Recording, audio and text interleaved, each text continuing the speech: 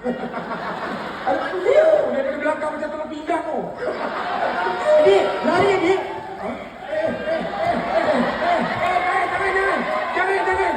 Dah bukan. Aku bukan orang jahat. Aku orang baik. Adik first adik. Aku orang baik. Susah adik. Dah